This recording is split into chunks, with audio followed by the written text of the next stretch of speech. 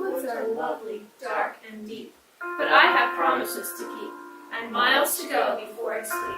I was going to teach art class this year and have 3 different levels, 1 through 4, 5 through 8, and 9 through 12. I wanted to be able to give my students lessons that are more than just crafts or coloring or cutting and pasting, even painting and such. I wanted to integrate learning about artists, their work, and art history, and lots of art vocabulary. I also wanted to integrate the elements and principles of art, make them common vocabulary that they know. Oh, we're talking about line. Well, different artists have used line in this way or such like. This seemed like a lot of work to me because you have a lot of teacher-intensive such like, and you need to study artists and pull lessons together on top of getting all your supplies together.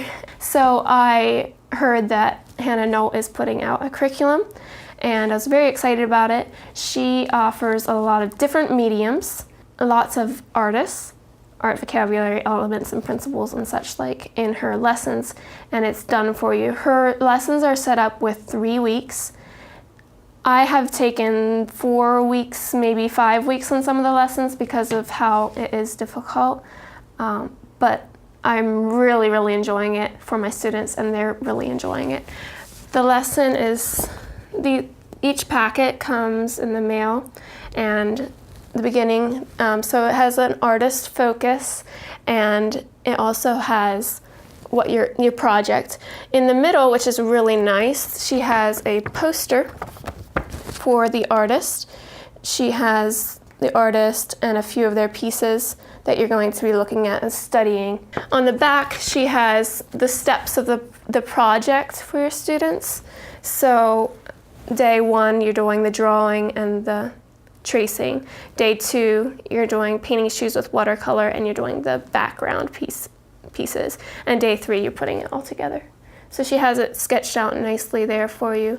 At the beginning of class, each time I try to do talking about their artist and what we're looking at. So I do a little bit of a lecture time, anywhere from 5 to 15 minutes of a lecture time where I'm giving instruction, teaching new vocabulary, teaching the artist, telling how the project is going to go.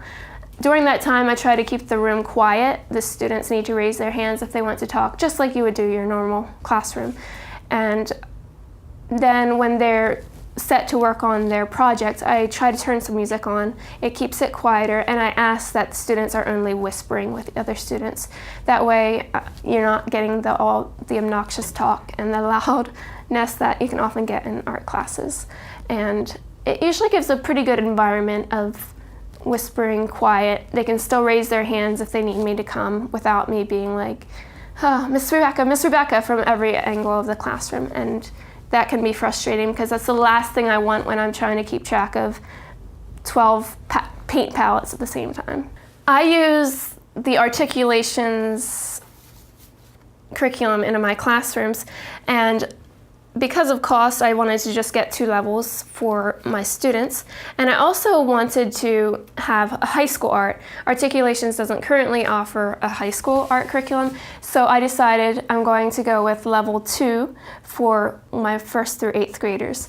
They didn't have much exposure to art before, and I figured level 2, which is the 3rd and 4th grade, will be okay for them. I was really happy when I got the first issue and noticed that I had chosen, I guess wisely, you could say, because it felt like it was something that was going to stretch even my 8th graders, and I could tone it down a little bit for my 3rd and 4th graders. So you have 3 weeks of lesson plans set and good for you to go.